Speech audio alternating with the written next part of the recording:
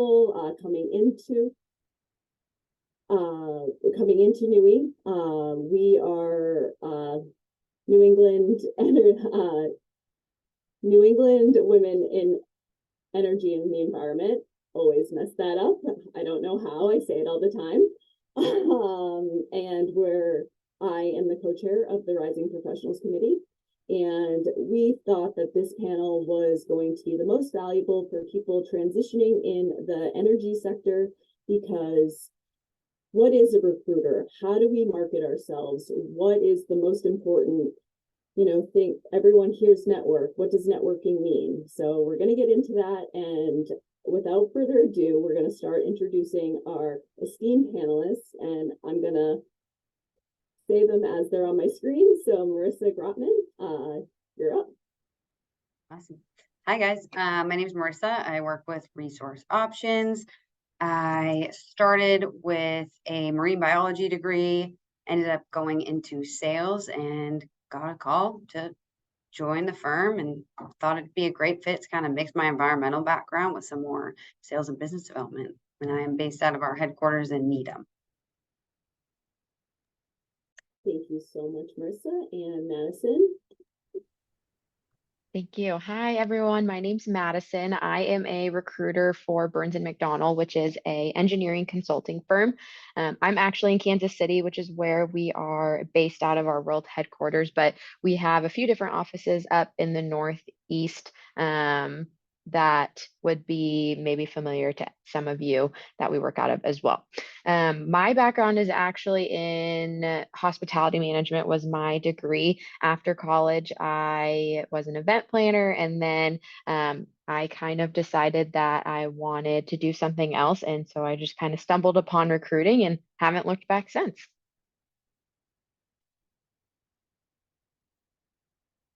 Thank you so much, Madison, and thank you as our Rising Professional sponsors, Burns & McDonnell, shout out, and our last esteemed panelist, Elena. Great. Hi, everyone. My name's Elena Sanchez. I work with Taylor Hopkinson, which is a renewable energy search firm and consultancy. I'm a senior consultant with them. So a large portion of our work will be recruitment in the renewable energy space, but also consulting. I always say on the people side of renewable energy projects and businesses and team growth. My background, I actually worked in the education sector prior to this, did a lot of traveling and living outside the US, and worked in environmental education, got to a point where I really wanted to work in renewable energy, was passionate about renewable energy, the environment, but I'm not an engineer myself, so I was wondering how I would do that. Someone recommended I look into Taylor Hopkinson specifically because that's what they specialize in. So I've been doing this for a few years now. I was working in the UK prior to this, UK and then some other parts of Europe, and relocated back to the US recently just because there's so much exciting stuff happening for US renewable energy and on this side of the Atlantic. And we are so excited to have you and each one of you at this panel, understanding who are recruiters. So we'll get right into it and ask about who are recruiters? When should people start engaging them? Madison, maybe start with you. Yeah, I'd love to kick it off. So there is really two different types of recruiters, if you will. There are in-house recruiters, so someone that works for a company and recruits only for that company, which is what my role is. So I work for Burns & McDonnell, and I only recruit candidates to work for Burns & McDonnell. There's also a second type of recruiter that works for what you would call a staffing agency. And those recruiters will work for a certain agency, but they will staff and help recruit for a bunch of different companies. And that might be because a role is hard to fill and the company needs some extra help on that role. So they ask the staffing agency for assistance, or it might be a company is a smaller company and doesn't have in-house recruiters. So they ask the staffing agency to step in to recruit for their roles. either way, when to engage with a recruiter, feel free to reach out to us at any point. We are happy to help regardless if you're looking for a role with our firm or with another firm. I'm sure I speak for all three of us on this panel. We're happy to lend a hand or give advice when we can. I'll jump in if that's okay, Madison. I 100% agree. As far as the question of when to reach out or when to contact someone, I think all of us in this role, we're really passionate about it. We're really passionate about this space. And even if there's people that reach out to me all the time, and that makes my day, makes me so excited if someone says, I'm thinking about this, or I'm still in college, or I'm thinking about a career transition, or I just want to pick your brain for a few minutes. Even if you're not actively looking for a new role at that moment, I think the best time to make those connections is yesterday or a year ago, or a few years ago, whatever. And then you have that person in your network. And even if you're not actively looking right now, when the time comes, or if you're just curious, then you are able to speak with someone who is there at the forefront. So I think sooner rather than later. We're always happy to try and support wherever we can. And that's how I met Marissa, actually, at a networking event a little over a year ago, actually. You want to talk about more about resource options? And Awesome. So I kind of like what Madison was saying. So we are external recruiters, meaning we're not really looking for people to work for us, looking for multiple variety of clients. We do have a couple different verticals, we'll call them. So whether it be construction, environmental, I'm in our AEC group. So anything architecture, engineering, environmental, and higher level construction positions is typically what we're working on there. And we have a lot of clients all the way from Maine down to New Jersey is kind of our sweet spot. We like to focus on being local, so having kind of the connections. That's why we're always at networking events where I'm able to meet people like Tiffany. So I think it's really important having recruiters in your network, whether they're in your sector or not. They know a lot of people, they're willing to help, and it's always a good resource. Like, people will always send a resume, hey, do you mind just taking a peek at this? And everyone's more than happy to help. So always good to reach out. And when people do start reaching out, can you bring a job to you essentially? Is that something that people usually do, or is it something you would recommend? I always ask once I've kind of spoken with the person, hey, if you see something online that looks interesting, send it my way. If it's a client, I'll go out of my way to help, obviously. If not, I can point you in the right direction. And that brings me into my next question about clients, because there's been a lot of confusion about how recruiters are recruiting and what your incentives are to actually get people the right job. Can Elena, would you mind expanding on that a little bit? Sure, yeah, and Madison or Marissa jump in as well to add afterwards if there's anything else I might be missing. So I'll be completely honest. I'm a bit of a softie. I'm quite an emotional.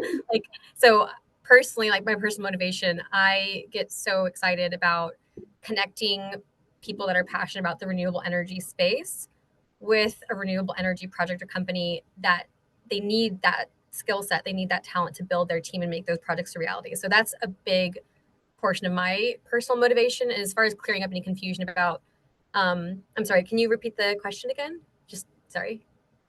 So confusion about recruiters getting paid and kind of how. Yes. Great. So, and then on the practical side, so every organization may have a different setup. I had a lot of questions about this before as well, not even knowing what recruitment was a decade ago, for example. But long story short, at least how we would work is it is the company that would pay us. I have spoken to some people, had conversations, and that's only upon successful matching. If we successfully fill a role. But I have had conversations, and I'm always happy to clear up any misconceptions, and met with people, and then afterwards say, okay, well, how much would I owe you? I'm looking for a job. How much would I owe you once I find a job? And I'm like, whoa. No, that's not how this works. You don't owe us anything at all. We're there to support these companies fill those roles, and that's on that side. And is it different when you're working in the internally, Madison? Yes. So, in my situation, I'm paid salary just the same as all the other employee owners at Burns and McDonnell. If we were to use Elena or Marissa to help staff a role internally, that candidate wouldn't owe Burns and McDonnell anything. They wouldn't owe um, Elena or Marissa anything. What would happen is Burns and McDonnell would pay a percentage of that person's salary to resource options or to renewable energy, as like a thank you, if you will, for helping us find that correct person and correct fit. And those percentages are something that the candidate probably would never see, honestly, on their end. That's a contract that both parties, myself, at Burns and McDonnell, and Elena at Renewable Energy, would have come to terms with before matching and before the candidate accepts the offer. So the candidate would probably never even see how much money is being passed on the back end. Awesome. That's great to hear, because I know that there's been a lot of confusion about that. And Marissa, do you have anything else to add? Yeah, I think a common misconception is that whatever the cost of hiring this person is coming out of their salary directly, and it has no effect. If anything, I think you get paid more because we're there to fight. We can do salary negotiations. We can help with, bonus, maybe some extra holidays. And so essentially the way it would be is they never know any part of it. It's never affecting or negatively impacting their pay. We just get that percentage off of the base salary, kind of like Madison was saying before. So nothing to do with bonus, anything like that, but just base salary, you have a percentage off of, and we get paid that fee, and candidate never knows. Yeah, Awesome. and just to add a little thing on that, Marissa, exactly right. We have base salaries ourselves. That's like an extra, as Madison put it, like a thank you. And so that's why we're there. And it creates a good incentive for you to do a job that fits the client or the person that you're recruiting for, essentially. It creates a balance almost between the two people. And when you're going through these steps, can you explain kind of a high level, like what are the steps for recruiting? What's for some people who might not have been in that process yet? And anyone can jump in. I can go. And I will preface this with it'll depend on the role, the team that you're interviewing with, the company that you're interviewing with. But I would say in general, you will apply to a role and somehow be moving to the next step. At Burns and McDonnell, I would say the general steps would be a conversation with a recruiter as your first step, or we use a pre-recorded video interview platform where it's a little awkward. I will admit, but it's essentially a one-way interview where I'm recording myself answering questions that show up on the screen. And then that serves as the pre-screen, if you will, with the recruiter, since I'll be the one reviewing that. And then after that, you would meet the hiring manager and hiring team, whether that's through Microsoft Teams or if it's in person, if you're local to where the job would be. So typically, I would say our interview process could be like 2 to 3 interviews. We try to be as efficient as possible with your time, our hiring manager's time. But we do want to get you to meet the team since it is a two-way interview, and we want you to be able to have all the answers before you make the decision, and vice versa on our side. I love that you do a pre-video screen. I've never heard of that before. That is awesome. That we do it mainly on like the new grad, intern, early career side, just because we have a lot more candidates that come through that way. If you're further along in your career, you probably can expect not to see that at this point. But just because of the volume of candidates we're going through, we use that pre-recorded video interview platform. And just a shout out to that's awesome. And a shout out to everyone. If you have any questions, please put them in the chat. I want to welcome someone from South Africa. I think that's awesome that you're here today, listening to this event and learning more with us. So what about resource options or Yeah. So our process is a little bit different. So essentially we have a pre-screen. For us would be, I'm talking to somebody on the phone, getting to know more about them, what kind of projects they work on, what they like to do, and really what they want in their next role. So then that way we can kind of narrow down what exact jobs and what companies could be a good fit.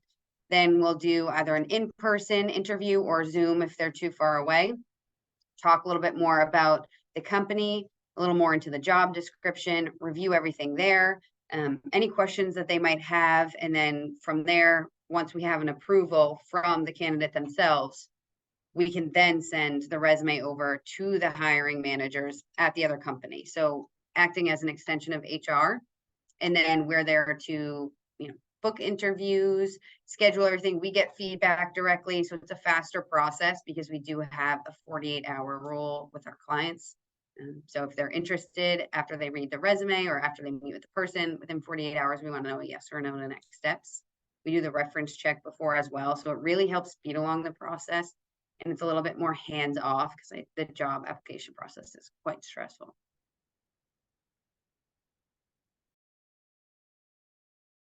I'm seeing more questions coming in the chat. Thank you. As I'm like looking back and forth, everyone, we will get to all of your questions. Elena, do you have anything to add that's a little different in your recruiting Sure, process? just about process. I think Madison and Marissa covered kind of both sides very well. The only thing I would add, every organization might be slightly different. So if someone directly applies to a role, probably quite similar to what Madison described, reviewing a resume and then an initial screening interview of some sort. And then we're there every step of the way. If someone continues moving forward with the process, as Marissa said, giving interview feedback, offering some insight. We probably know the companies very well. I've known them for quite some time. So I always, am happy to jump on a call before interviews, for example, and I'll know who the hiring managers. I've known them for years. So I'll say, oh, this person's communication style is a little bit like this, or try to, assure them about it before they go into it. And we're there every step of the way, even through a job offer and everything like that. So I'm always, we're there just like checking in and as a resource throughout the process. And then if it's less formal, not someone directly applying to a role, but just curious, I would say first step, I always happy to jump on a video call with people. Always happy to have an excuse to run down to a cafe if you happen to be in the Boston metro area, or if I happen to be at an event, and just like Marissa was saying, sit down, get to know someone really, and what they're looking for, what their motivations are, and what could be the right fit. So that is a perfect segue into my next question about what draws you to a recruiter. Why do you reach out to them? Is it their LinkedIn profile? And, understanding that everyone has to start somewhere, right? Because they don't always have the experience, but they want to get into the industry. So how do you reach out to those people? Marissa. I'd say I use LinkedIn a lot. That's kind of my favorite with the level of candidates that I'm working with. That's typically the best place for me. There's people on the other side that do labor. They love Indeed, Craigslist, you name it. And then we use a lot of LinkedIn, our own website to post jobs as well. So we can have people apply to jobs same way as if they would with another company. We just don't disclose the company name. But I definitely look at, how many of the connections that they might have, if we have a bunch of mutual connections, how long they've worked somewhere, if they're job hopping often, any cool projects that they might be working on that you can tell through their LinkedIn is always great. Or if it's a company that they work for that's very specific, and you kind of get more into their daily duties, it's like, oh, wow, they could be a perfect fit here. So just kind of breaking down their profile a bit more, but always just trying to hop on the phone and really get some more information out of that. There is a section on LinkedIn that you can add to your profile, some items that would only show up to a recruiter or someone who has the LinkedIn recruiter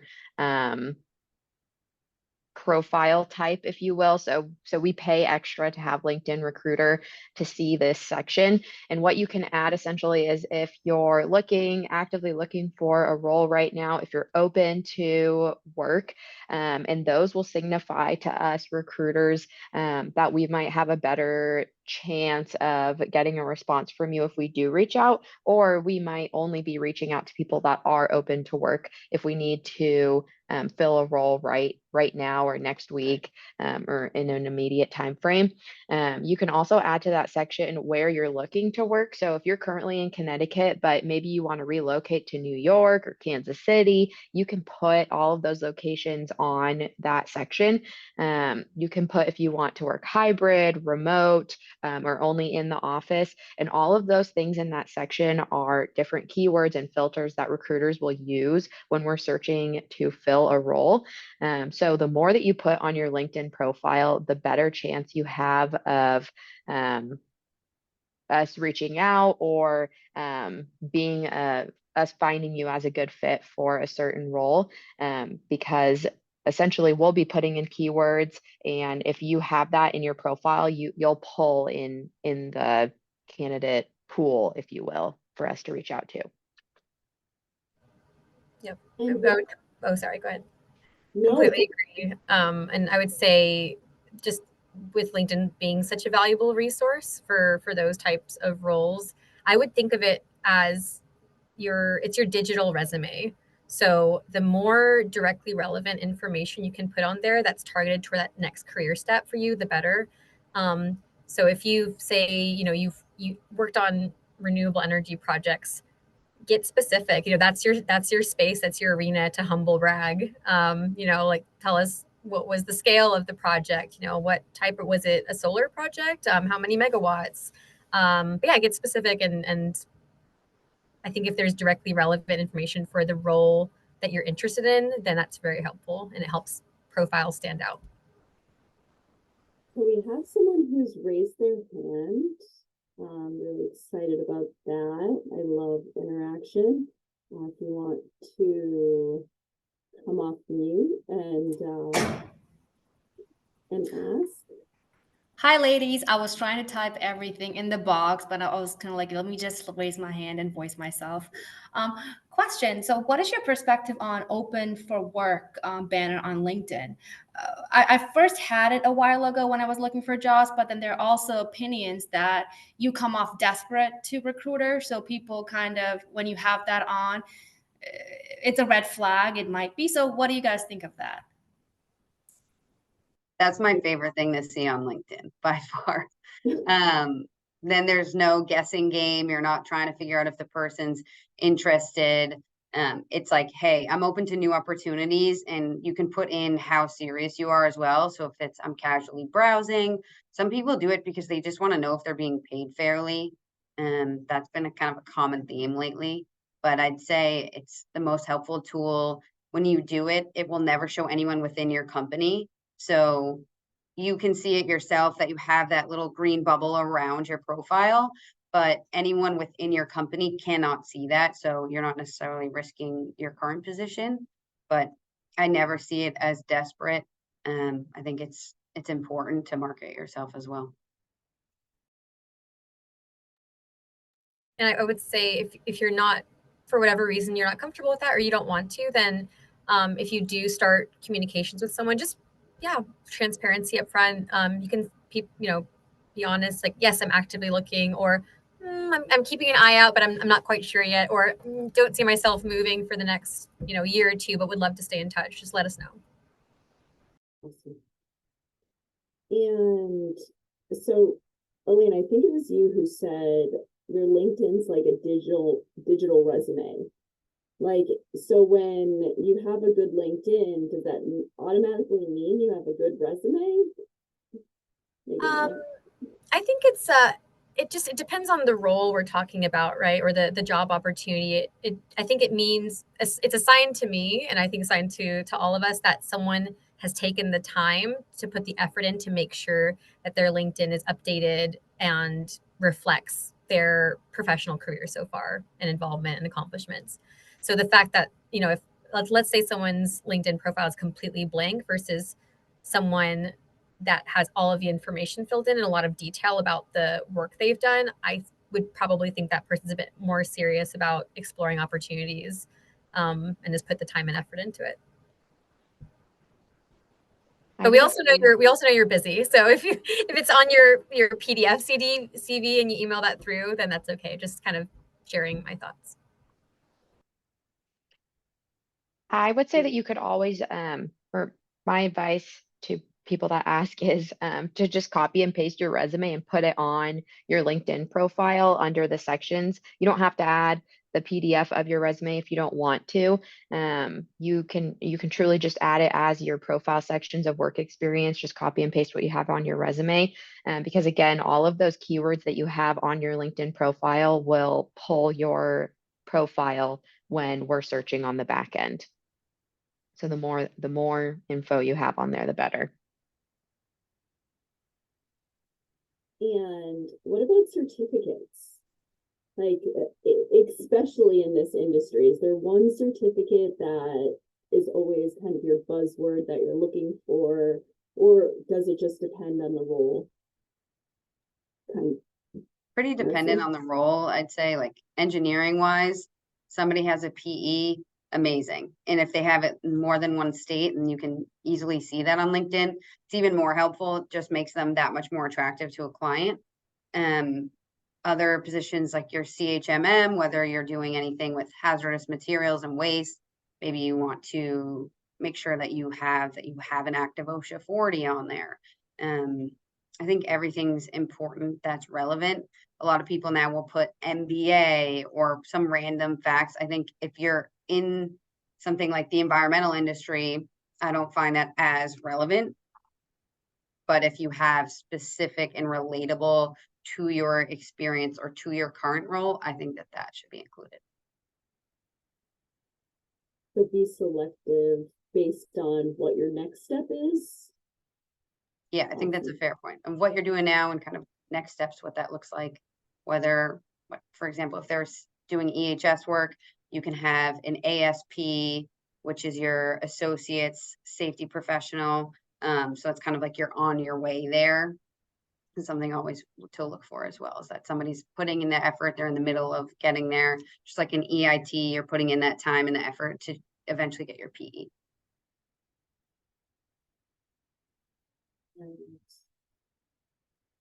When you're getting the resumes, when you've gotten to that point, what about cover letters? Or how do you, and I see all the questions coming in. I'm very excited about this. We will get to all of them at the end, I promise. I'm trying to look back and forth and it's not working out as well as I thought it would. So what about a cover letter?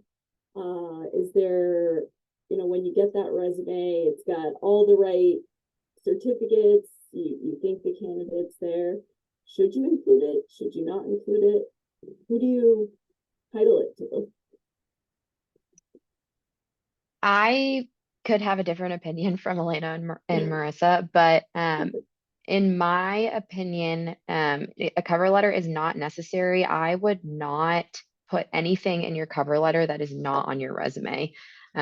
Your resume should be all inclusive of everything. If you need to have a couple sentences up at the top of your resume to explain something, maybe like a gap in work because you were injured or something like that, or why you're looking into a new industry, feel free to put that on your resume. But I would err on the side of there should be no need to have a cover letter because everything should be on your resume. And in addition to that, I would say that I just lost my train of thought. It'll come back to me. Yeah, I'll jump back in when it returns, Madison. I agree that everything that you want a potential employer or manager to see should be in your resume. I think that what you recommended whether it's, some people might say summary or profile on the top, just a blurb about yourself is a good opportunity for, that's your opportunity to kind of say things in your own words. And then I mean, if you want to add something as a personal touch to get maybe my attention, sure, go for it, but don't feel like you need to write this long-winded full letter. I think a little section at the top of your CV would be suitable most of the time. It came Would back to one me. page? Oh, that's Oh, exactly Madison, it. go Wow, that ahead. was such a good segue. I was going to say that I think that the general rule of thumb that we all heard in high school and college of keeping your resume to one page is maybe a little outdated. If you need to add a couple sentences up at the top of your resume in order to take away the cover letter, and that makes your resume 2 pages or 3 pages, I don't think that's a problem. When I'm going through and looking through resumes, if it's 3 pages, I would rather look at 3 pages of a resume than read a 2 page cover letter. I completely agree. I think I have to look into this. I feel like that might be left over from typewriter times or when things were always printed out, and nowadays everything's digital. So we have no issue scrolling down through a 2-page resume. That's perfectly okay. I think a cover letter is a little distracting most of the time. And from what I've noticed, people kind of use something very cookie cutter where it doesn't completely apply every time, to the point where I think it makes you look a little sloppy because it doesn't seem related to the job whatsoever. Like somebody is just rapid fire applying to everything. You kind of read it, and it's like, something seems off here. It could be done as a mistake or with good intentions, but it can really hurt your chances when it's just kind of thrown on there as okay, here I have the cover letter.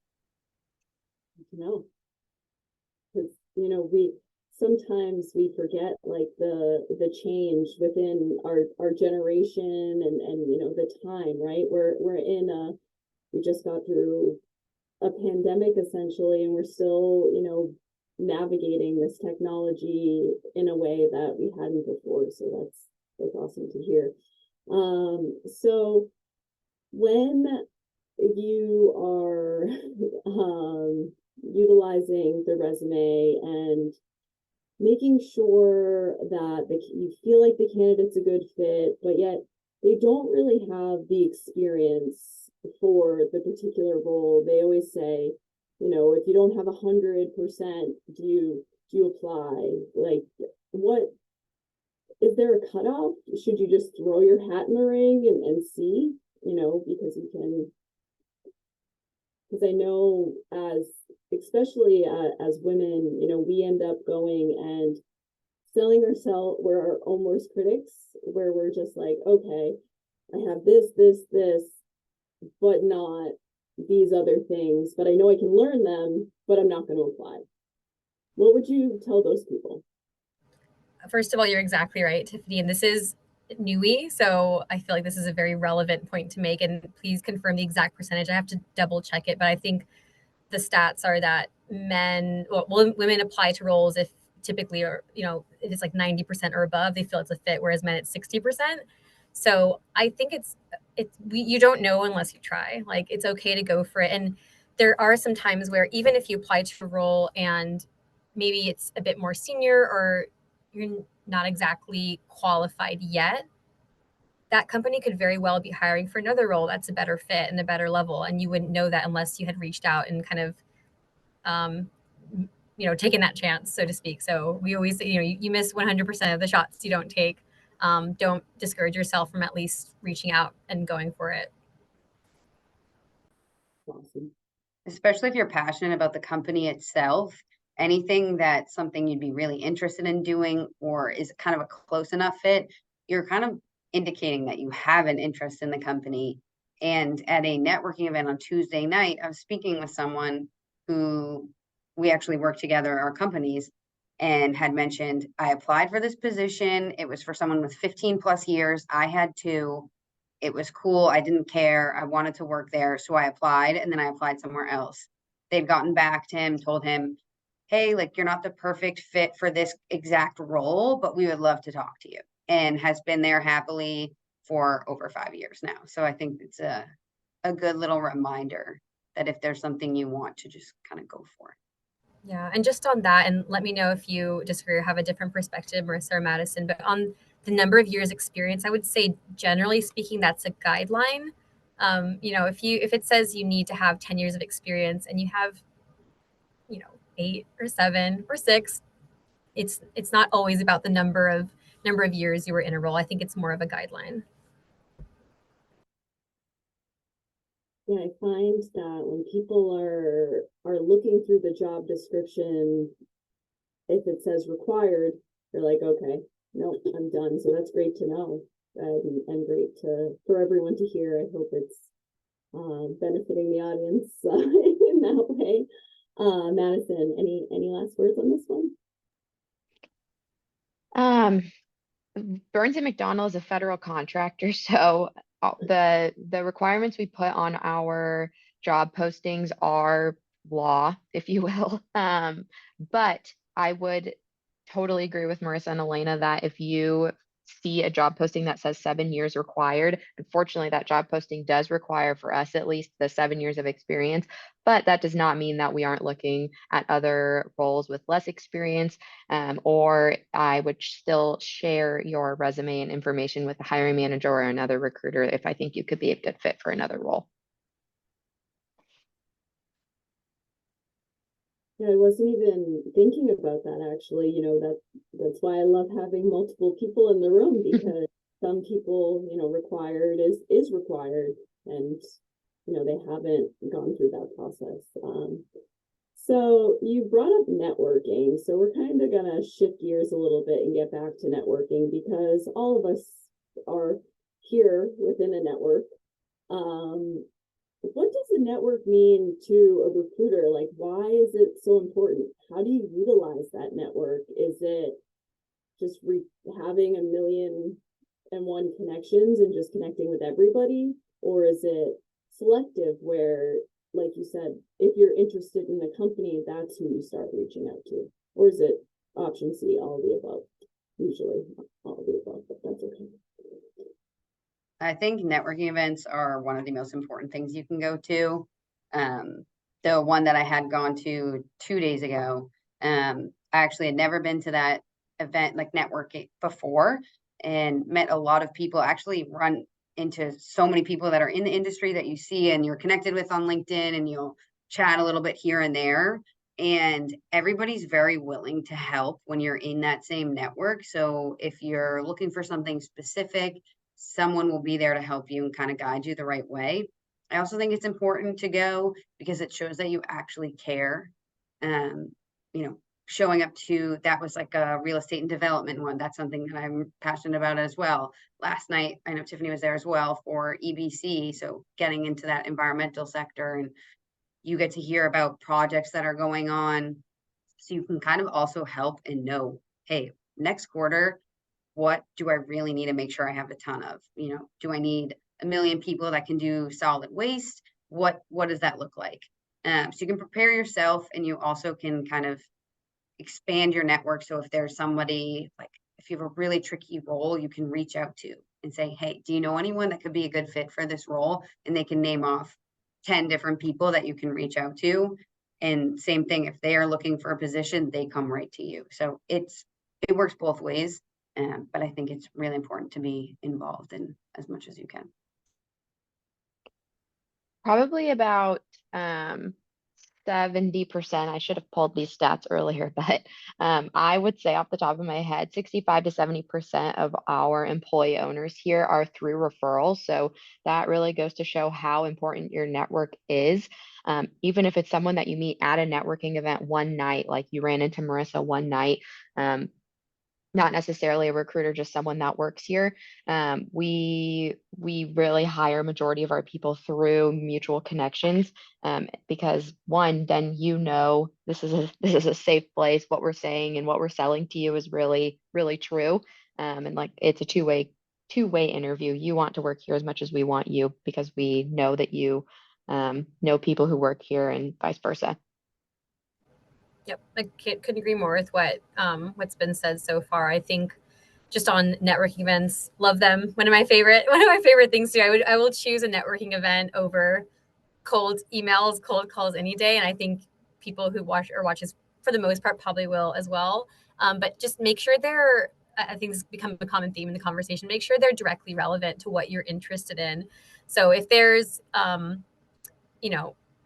like under 30s networking event on the same night as a offshore wind networking event, and you want to move into offshore wind, just, go to the ones that are directly relevant. And you'll meet some key people. Like there can be planned meetings, but I've had some great chats just because I happen to be in the elevator with someone, or we happen to go to the coffee stand at the same time. You just really you never know who you're going to brush shoulders with and strike up a conversation with. But I agree. I think they're great going to directly relevant ones. Taylor Hopkinson is part of the Oceanic Network, which is the business network, formerly the business network for offshore wind. There's also less formal events like offshore wind drinks, which are just very informal networking events around the country, now around the world. So there's all different types. There's more buttoned up ones, there's less formal ones. In any case, though, you never know who you might meet. So I would strongly encourage it. And do not talk to the same people all the time. Don't hide in a corner somewhere. This is a personal thing for me. I'm a chronic volunteer. I go to every networking event. It may be a problem sometimes, but that's okay. But talk to more people. Reach out to people, shake people's hands. That's why you're there. You're not there to hide in the corner and not have those conversations, because you're missing those chances to really engage and grow yourself, because you don't know who's going to be sitting next to you in line, Marissa. How we met for some of the people who weren't on earlier. In line. Of course, Stephanie goes for the wine. So we're both sitting in line, turn around. Hey, what's going on? But yeah, I think going to a networking event too, like a pro tip, whether you are looking for a new position or you're out trying to find people, have intentions going into it. I always look at the attendee list so I can see, like this person works on this project, whether I want to kind of steal them and send them to one of our clients, or if I want to talk to them a bit more and hear about the project. Going in with intention is huge. Typically, anyone that we are with all the time, we do events with all the time, we'll do a little meetup beforehand, have a couple apps, chat, talk with each other, and that's our time to kind of connect. So then when we're actually in the event, we're not all huddling around the same people we know, not just sitting with our coworkers. And that's the time to kind of spread out and just go your own ways. And afterwards, same thing with like last evening, we had met up with some other clients that we do meet all the time. And that way we're not kind of interrupting that networking moment to be a social hour. It's really, you can actually network. And Marissa, you bring up a great point, like kind of the prep beforehand and being intentional. So it's beforehand, just doing a bit of research. During it, of course, like working the room. So, floating around the room, speaking to a variety of people. And then afterwards, there's the follow-up. And that's very, very important. Like you can have, collected a stack of 50 business cards, but that's not really going to lead anywhere if you don't follow up. So, reaching out to people afterwards, even if it's just dropping a quick note, but it was really nice to meet you at such and such event. And if you would like to speak to them further, see if they're local, if they'd like to grab a coffee, see if, you'll be able to have a video call lined up. And please bring your business cards, just please, if you're going to a networking event. Or your QR code if you're tech savvier than myself. But LinkedIn app has one, which is really nifty. Everyone's been having these digital business cards now too. They'll literally hand you the back of their phone. They're like, scan this. Like, can you just send me a resume? Conflicting views on the QR code, but we're moving into I like the business cards personally. So biased always on that. And when you do meet that person in the networking event and it happens to be the right hiring manager, is that the right person to ask about the job? Because drinking the Kool-Aid, right? Like they're trying to get you in the job. Who is it? Yes, no, maybe someone. Elena. I might hand this to Madison. I feel like this might be more directly relevant, but if not, I'll hop in. Sure, happy to answer. Um, I would say reaching out to anyone in your network, if you have any connections that work at that company, it doesn't hurt. Just like Elena said, you miss 100% of the shots you don't take. If you do meet a hiring manager or a recruiter from that company at a networking event, absolutely, I think that using your network and connections to ask about the role is the perfect way to go about it. Even throughout our interview process, if someone after I extend an offer and if someone is on the fence, my first piece of advice to them is talk to as many people as you know at this company, because it's one thing for me in HR to tell you this company is awesome. This is what you can expect for our bonuses, our employee stock ownership. But I want you to hear it from 7 different people that have been at the company for 10 plus years so that you can understand that that's true.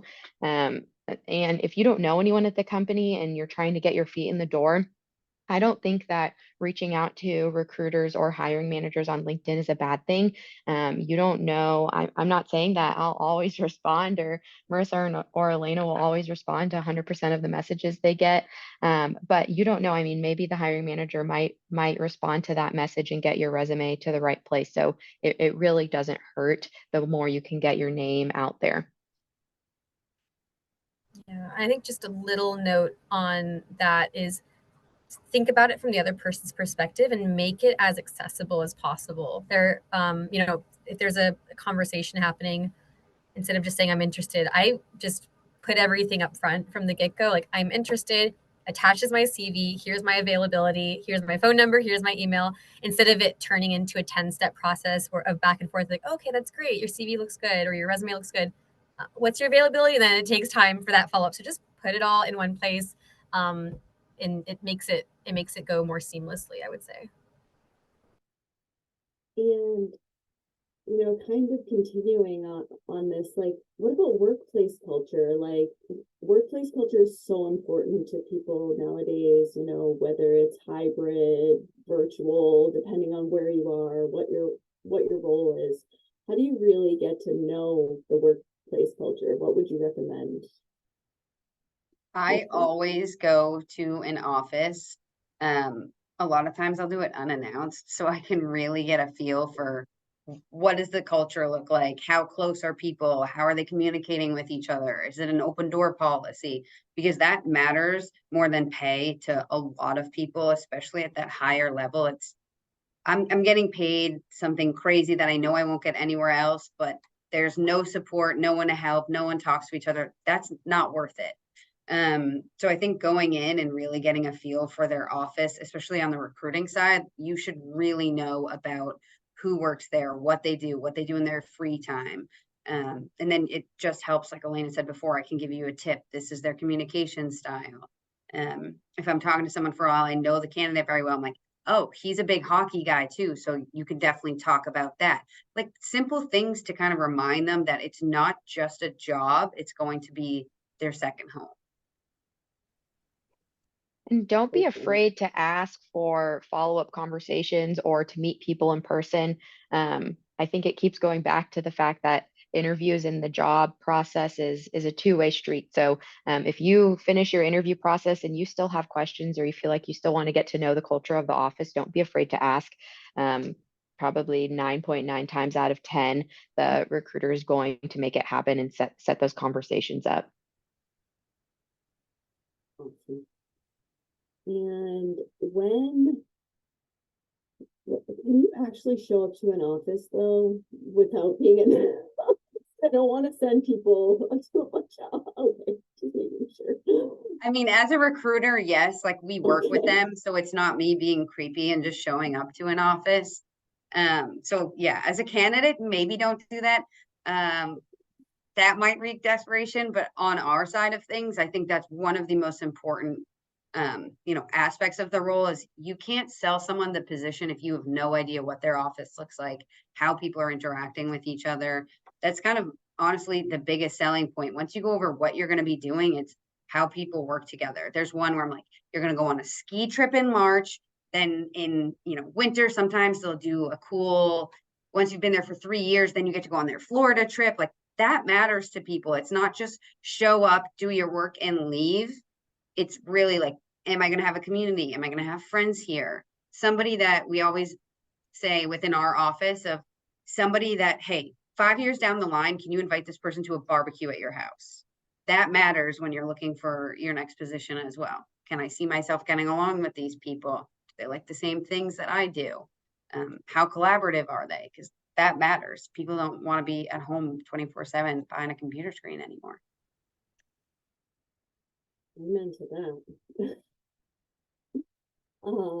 And as we kind of wrap up, and then we'll get to the questions that we have, people have been asking. What's your biggest advice to someone looking to transition into the energy field versus pivoting? So you're in the energy field and you maybe want to go into offshore wind rather than solar like you were before. How do you transition or pivot those skills into your next role? I know that was long-winded, I'm sorry. I'll jump in. I'll say first of all, go for it. definitely go for it. Like I said before, you don't know until you try.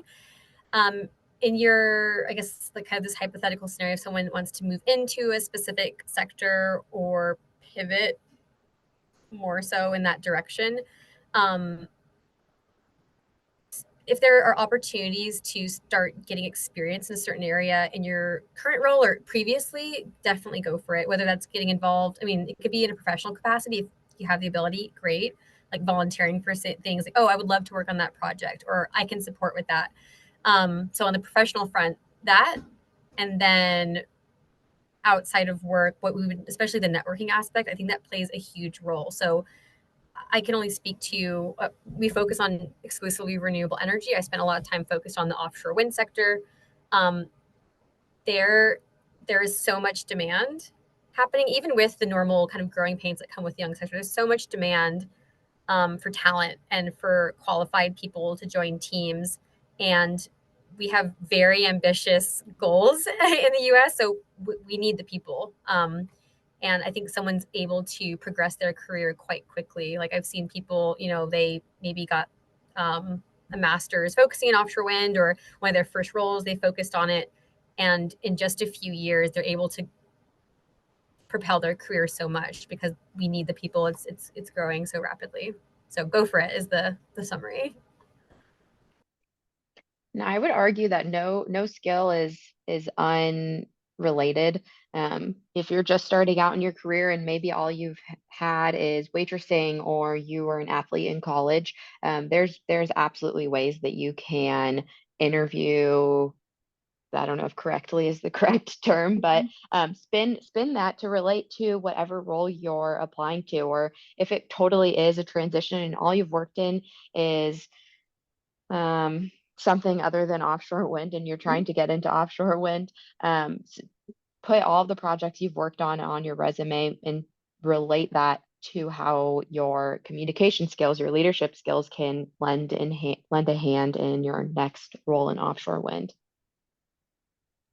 Kind of going off what Madison just mentioned too, I think you need to be prepared for the minute you step in that interview for somebody to ask, how is this relevant? How do you think that you can take your experience that you have and really be good in this new role? And you have to kind of sell yourself, sell the experience, let them know, like, I'm really eager to learn. This is what I'm passionate about. Can literally say, hey, I've been watching this docu-series about something. And asking professionals too.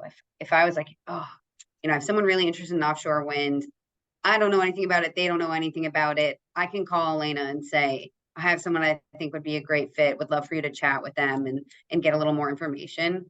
And don't be afraid to ask people at companies, like maybe their senior marine engineer. Don't be afraid to reach out to somebody on LinkedIn and ask a little bit more about what they do. I think that was one of the things that helped me kind of learn about some of the trickier engineering sides of things that we work on. Is I was like, hey, what do you do?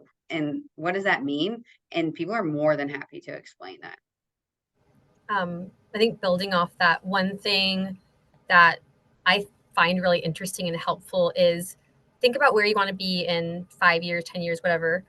Like have an idea of that. Find someone on LinkedIn that's already in that role and then work backwards and see what their career path looks like. Did they get an internship and then go to a consultancy and then another, or stay there and then develop their career? Or what did their own path? Everyone's going to have a different path. You can forge your own, but it can be a bit helpful just as a blueprint. Like, oh, they are where I want to be in 5 years, or they're where I want to be in this timeline. How did they get there? Just to kind of familiarize yourself with different ways that people got to the roles they're in today. And then just, this is very specific to offshore wind, but a little plug, we do have a free online course, like just kind of familiarizing yourself with the offshore wind sector. I can follow up with the link. I'll figure out where that is exactly, but there's it's basically a condensed college course, but online if someone's curious about the sector. Always good to learn more. Definitely.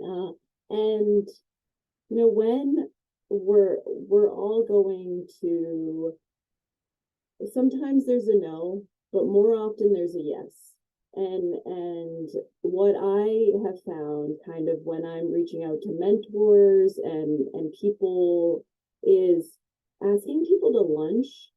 Like asking someone for a personal interaction is one of the biggest things you can do, because getting to know someone like I think Marissa was saying, like, oh, this person's interested in hockey, they might go for a ski trip or something like that. That stuff matters because it is your second home. And it is something where, it's a 9 to 5 or whatever the hours are, you're going to be there and you're going to want to relate to people and not just stay there. So I'm going to go scrolling through the questions right now. And the very first one is, how do you view, this is perfect, actually, how do you view persons who have little experience in the energy field? What advice do you have for them? Andrea, I appreciate the question.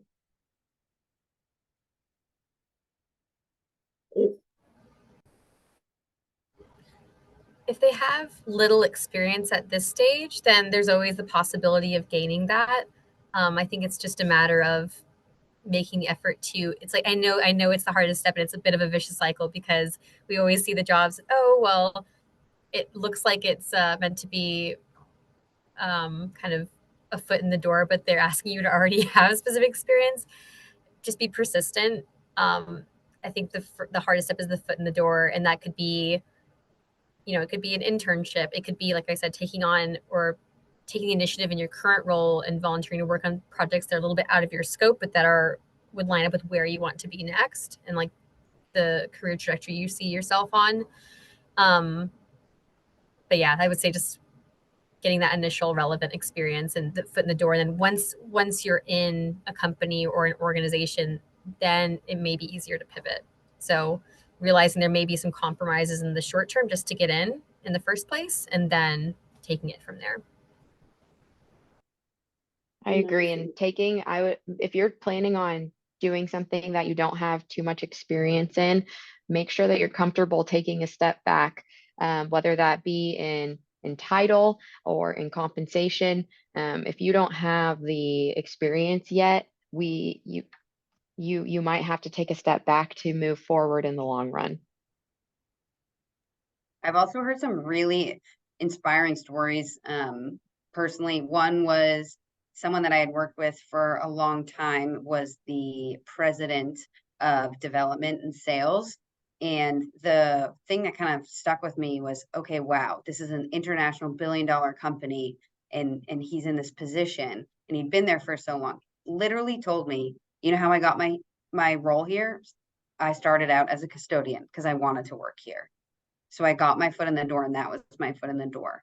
Same with, I'm blanking on his last name now. His first name's Steve. He was the CEO of Sony, involved in a lot of like big pictures, Hollywood, all of that fun stuff. Also went to Delaware.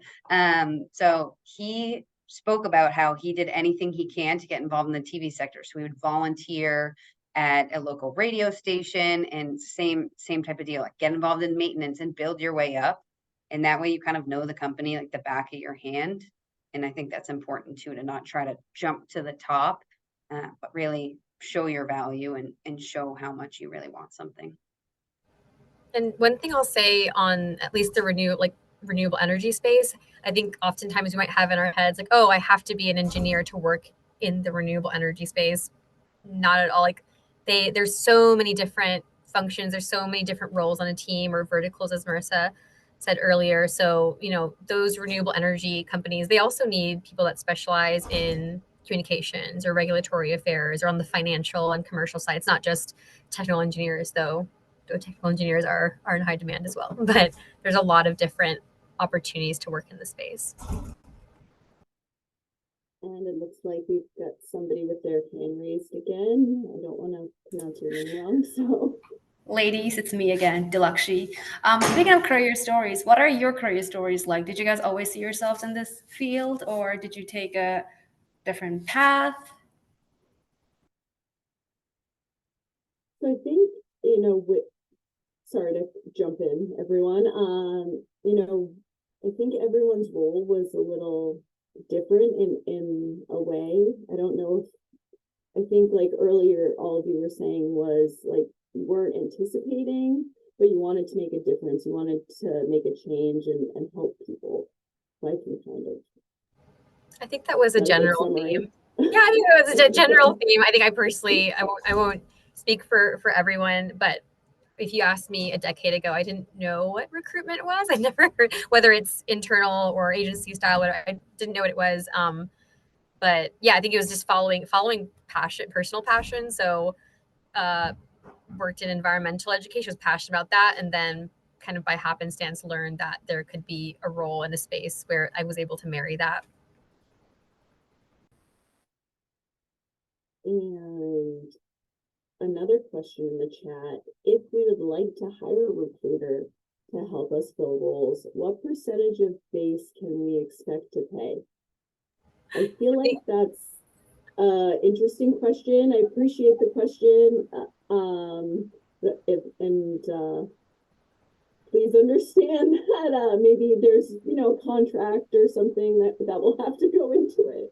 I think we covered that, and either Marissa or Madison jump in, but to my, at least the way we work, to my knowledge, you should not be paying a recruiter. That's not usually the setup. So yeah, that's something that is between the recruiter and the company. And they should be assisting you every step of the way, and you shouldn't be. I don't know if there's like private, maybe private companies that do that, but yeah, if someone says that you owe them whatever percentage of your base salary, just double check, verify everything's sound and in good practice. If you're speaking on behalf of your company, if you're like a hiring manager and wanting to reach out to a staffing agency to help fill one of your roles, that contract would be drawn up between your company and the staffing agency. Those can totally be determined based on maybe the staffing agency has a standard percentage of 30% of the first year base salary. I've really seen a wide range. For me as an in-house recruiter, we have a team that handles all of those contracts. Our legal team also views those contracts. So they really can differ agency to agency, and even sometimes candidate to candidate. If we're looking for someone at like a vice president level, we might have to pay a higher percentage to the agency because those are harder to find than someone with 4 years of experience. So really can depend. Yeah, and if that's the case, if it's the circumstance that Madison described, then definitely reach out. And I think people are more than happy to have a meeting and discuss what your needs are, how they might be able to support and collaborate. And just looking through all these messages, because I feel like some of them we definitely had covered already. Maybe they came in before we covered them. So don't want to keep asking the same ones. So do recruiters typically work with openings that are not public? In other words, not posted by the company or on LinkedIn? I think, Marissa, you were saying something about this earlier. So we have a lot of positions that are not posted online by the company. Some we won't even post as well. So those are similar to having an exclusive search where we're the only people or only other firm working on it. But a lot of them could be something confidential. Like one that I did recently was, hey, we need a new CFO. The current CFO doesn't know what's going on. They don't know that they're going to be let go soon. So this needs to be very confidential. So things like that are never going to be posted online. That's something that you always want to ask. We also have the ability to what we typically call it as a forward market. So the person could be a great fit based on the projects that they work on and also cultural fit. So if it's like, hey, I think you'd be actually a great fit there. There's plenty of people in your realm. They might not have an opening right now, but let's send it over and see what they think. Because if a company likes you on paper and in person, a lot of them are willing to add you to the team, even if they might not necessarily need someone right at that moment. Yeah, exactly. And I wouldn't say, venture to say that's the norm, but I've been in that situation myself where I was working with a renewable energy company. They had this vacancy, they very urgent, very high priority. Successfully, found the right match. And then there was also someone else that I thought I really want them to meet this person. They're very valuable. They ended up creating a vacancy, creating a job for that person because they wanted them on the team so much. And but yeah, so I think with us, there's publicly posted roles, and then there's a variety of reasons a role may not be posted publicly. In some of the cases, we have very strong relationships with the companies that we work with. So even if it's not officially signed off yet, maybe we're meeting with their internal recruitment team and they'll say, by the way, in the next 6 months, we know that we will need this sort of skill set or this sort of person on our team. Please let us know if you come across people that would fit that. And then it'll become official, shortly later. And Madison, when you were talking about the recruitment section, was that similar to the open to work, or is it different? Yes, I was trying to send a screenshot. It wasn't letting me send a screenshot in the chat. But if you're on your profile, your LinkedIn profile, up at the top, very top, kind of by the banner, it's a blue button that says open to, and that will let you add that you're open to finding a new job, and you can put in all of the different information that I previously mentioned, like hybrid, locations, things like that. I can, if you email me the screenshot, we'll send it to all the participants so they know too. Perfect. When recruiters ask about projects, where KPI reporting is necessary, what kind of experience are you looking to hear from? Maybe before that. So I guess KPI reporting, kind of metrics within the company, maybe that's the kind of question. Is there certain? Yeah. I may be misunderstanding the question, but I guess to answer what I think is the question, I would say being very specific and adding a lot of detail. So, if whatever your job function was to create an 20% increase, be specific instead of just improves or did this. I think putting numbers and tangible details and figures goes a long way. And, people have been asking about the PMP or CAPM certificates. What do you think about those certificates? Or again, is it something more specific towards the job? I personally don't know what one of those are, so please help. I don't know what the CAPM, or I don't know which one that was, but the PMP, I see it occasionally. But unless you have another relatable sort of certification or licensure, it hasn't really made a difference in any roles that we've been working on. A lot of it is more of with somebody who's worked for you, you know, you've been their manager, or maybe somebody who managed you, like, would they think you were a good fit for that? That I think would almost matter more than your PMP. And for me, I did not know this. The CAPM is Certified Associate in Project Management. So kind of the like the CHMM or the CHM versus CHMM maybe. All right. So one more person had actually just talked to Taylor Hopkinson last week to create a profile. How do recruiters make a decision on fitting a candidate to a company and vice versa for long retention periods? So kind of, I'll jump right in on this one because I feel like, again, we've heard, you know, where it's a two-way street, you know, understanding who the candidate is and understanding what the company needs for that job, and any other insight is definitely helpful. Exactly. I mean, it's just as important on both sides for the person or candidate and for the company. You know, we want the role to be the right fit for the person, and we want the person to be the right fit for the role. So I guess questions that they covered are probably the most relevant ones, and they'll be standard ones. You know, I mean, when you kind of close your eyes and think about what would be the right fit job wise, there's like the must haves and then there's the nice to have. So the must have questions are probably going to be about location or work setup. You know, if the role has to be based in Boston and you're in, you know, in California, that's probably not going to work. If that's a must have. So location, work setup, you know, qualification, like directly relevant experience is huge. Of course, for like seniority or compensation level, you know, if sometimes we don't have the information, but if we do have the information, we want to make sure that's lined up. We don't want either side's time wasted. No one does. No one wants their time wasted. So just those main, yeah, the must-haves.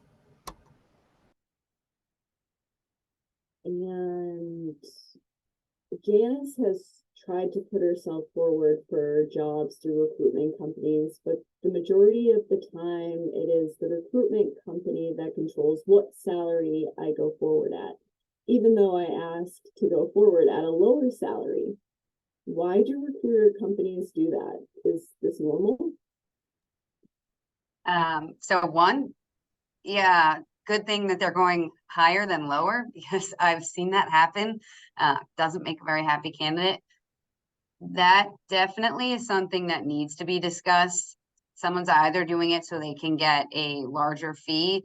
Typically, you will try to get someone the most money that you can, because one, the more they make, the happier they are, and the more we get out of it. But if there's a serious disconnect, that's probably not somebody you want to continue to work with. They're not really in it for you. So I would definitely call them out on that one, and Yeah, I completely agree with you, Marissa. I think there needs to be that, you know, you advocate for yourself, or this person is advocating for you. There needs to be that trust there. That's something I would want to be very clear about in every conversation. I don't think it's the norm because I haven't seen that, but if someone is, and that's the norm, then, you know, if you're not comfortable, you know, you can decide for yourself if you're comfortable working with someone, like have that conversation, be very clear about your requirements and your boundaries. And if it's not a fit and it's, you know, you're not working together well, you don't have to continue working with that person. You should feel a sense of trust if you're doing that.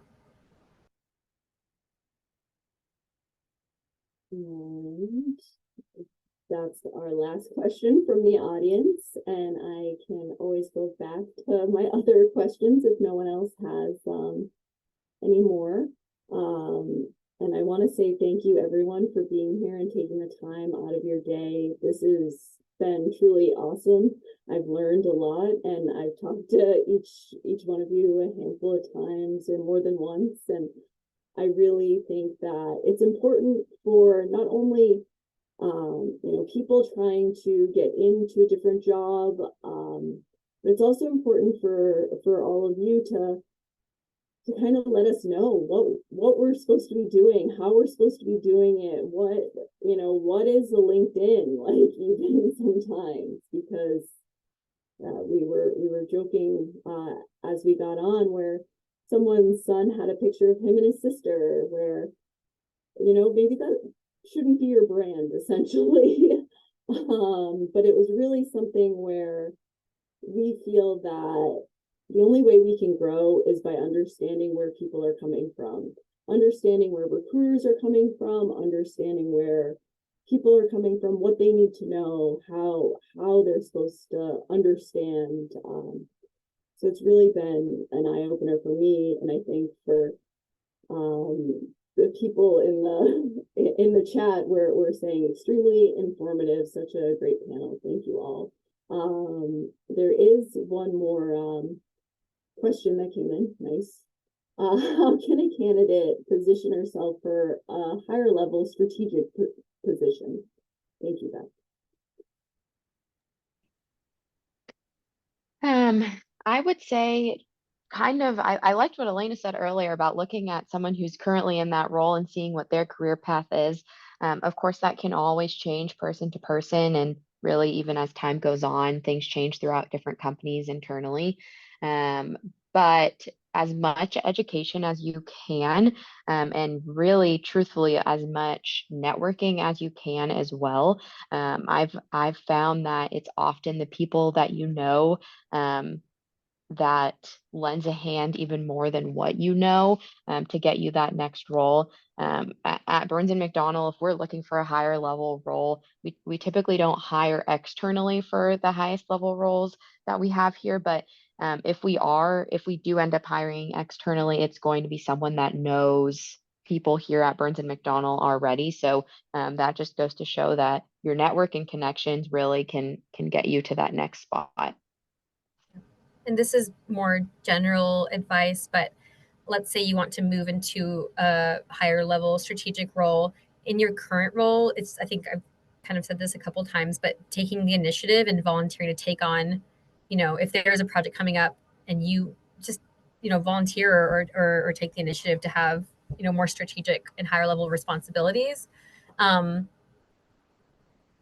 Instead of maybe just what's comfortable, because at least how I would do it when I'm initially meeting people, I don't just go, it's not just about title, I dig in deep.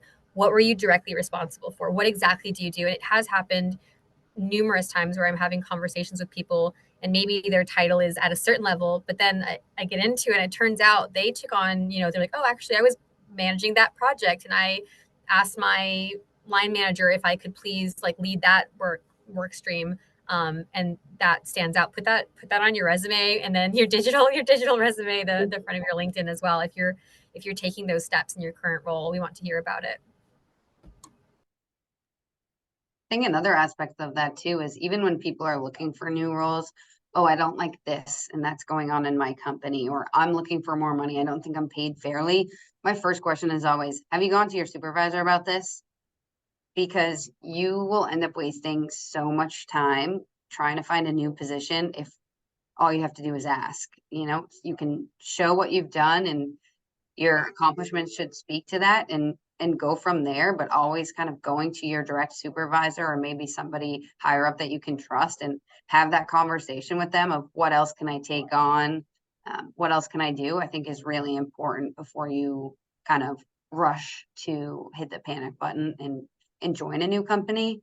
Because in the end, you might get exactly what you want. And then the whole going through the offer stages and interview stage was kind of for nothing. I think just on that, and I feel like this is probably a topic for an entirely different panel, but just because you brought up, Marissa, interviews, even if deep down your motivation is because of things like that, this, definitely don't mention that in interviews. The interview, when you're looking for the interview is not a venting session, and it always reflects badly. Even if, there's professional and polite ways to put things if there's misalignment, for whatever reason. But if you go into an interview and it's just complaining about your current role, that's not the right motivation. They want to know that someone is motivated and excited about joining their company, moving into that role. I feel like, just wanted to verbalize that, how important that is. I see the next panel for next year on interviews. Thank you, Elena. You're gonna make that happen. Maybe rising professionals. You can tell a recruiter that like we're that neutral intermediary. I'm happy to hear it. Just don't tell the new company that. And thank you everyone for being here. I think that ends on a very good note, and we get a couple more minutes back to our day, so I'm not filling the silence with the questions, because it's supposed to be helpful, not just me talking at everyone.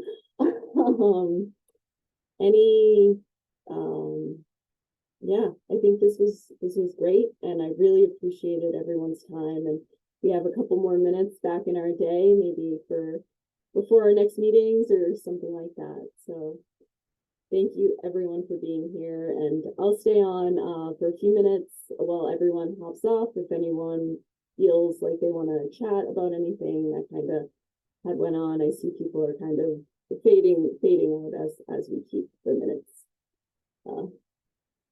Great. Thank you, everyone. I've got a few minutes before my next meeting, so I'm happy to stay on a little bit as well. Thanks so much to NEWIEE for organizing. Marissa, Madison, great to hear your takes, and all the sponsors and organizations behind it.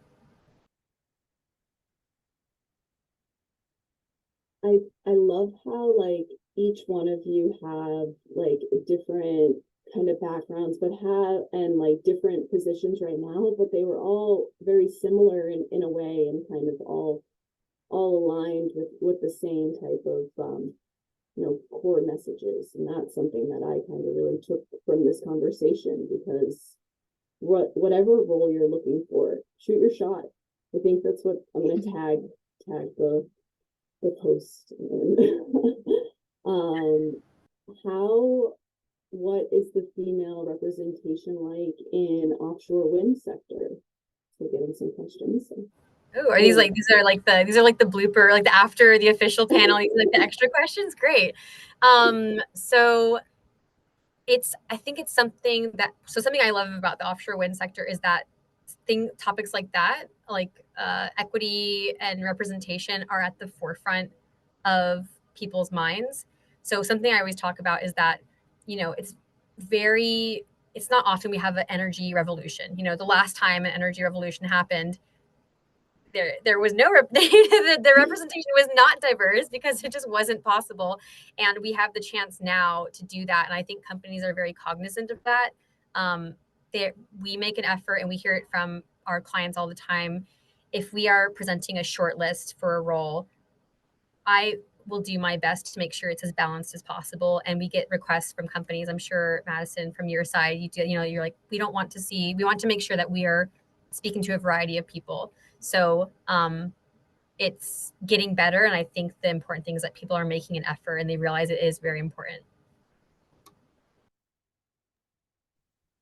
Yes, totally agree. And even on the early career side, especially, we're being super intentional about different career fairs that we're going to, or different diverse conferences. I personally went to the Society of Women Engineering conference in LA this fall. So where in the area that we hire the highest volume of people, we're trying to be the most intentional about who and where we're hiring people. And I know somebody asked about the attendee list. Lori, we are definitely going to connect with you. I have to ask first if I can send that out. I definitely know the presenters. I'm pretty sure after everything I've heard from them today, they'd be happy to chat. So I think we can send those ones along. But the whole attendee list, I'm going to have to go to the higher ups to make sure that's okay. But I appreciate you already sending us your LinkedIn profile. I have a handful of blooper questions, as Elena called it. I love that. Absolutely.